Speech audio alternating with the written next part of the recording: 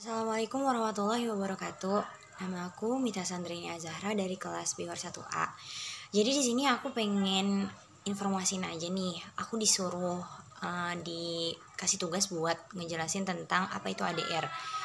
Jadi yang udah aku cari tahu di Google itu, ADR itu artinya penjelasannya adalah metode apapun untuk menyelesaikan sengketa tanpa litigasi atau disingkat dengan ADR. Jadi ADR itu pengadilan umum dapat diminta untuk meninjau validitas metode ADR, tetapi mereka jarang membatalkan keputusan dan putusan ADR jika pihak yang berselisih membuat kontrak yang sah untuk mematuhinya. Jadi di dalam ADR itu ada dua metode yang paling penting dalam ADR. Jadi dua metode itu adalah metode arbitrase dan mediasi. Jadi di sini aku pengen jelasin salah satunya aja ya. Jadi di sini aku pengen menjelaskan apa itu arbitrasi.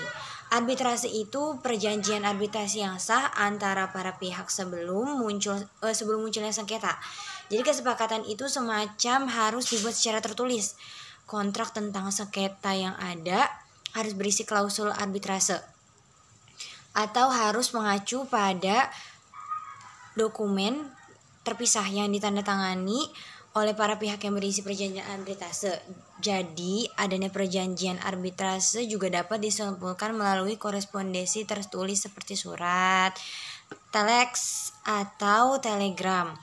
Jadi, yang memberikan telegram itu yang memberikan catatan perjanjian, pertukaran pernyataan gugatan dan pembelaan yang di dalamnya terdapat perjanjian arbitrase yang diduga oleh satu pihak dan tidak disangkal oleh pihak lain juga dianggap sebagai perjanjian arbitrase tertulis yang sah.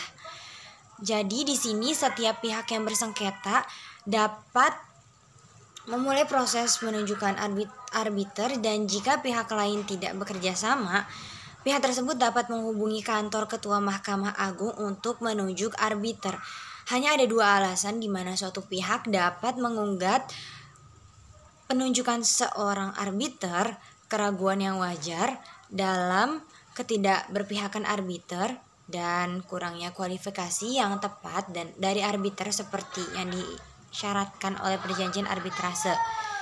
Arbiter tunggal atau panel arbiter yang ditunjuk merupakan majelis arbitrase. Kecuali untuk beberapa tindakan ruang lingkup intervensi yudisial dalam proses arbitrase itu sangat kecil.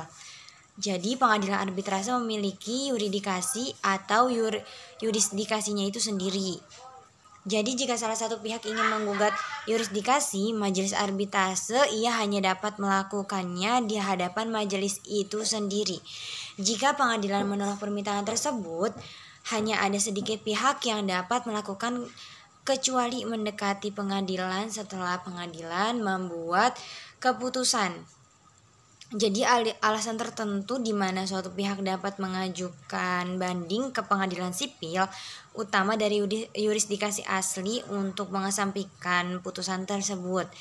Jadi periode pengajuan banding untuk mengesampingkan putusan telah berakhir atau jika banding tersebut ditolak, putusan mengikat para pihak dan dianggap sebagai keputusan pengadilan terakhir. Jadi penjelasan mengenai arbitrase dari aku cukup sekian gitu aja ya. Ya terima kasih untuk perhatiannya.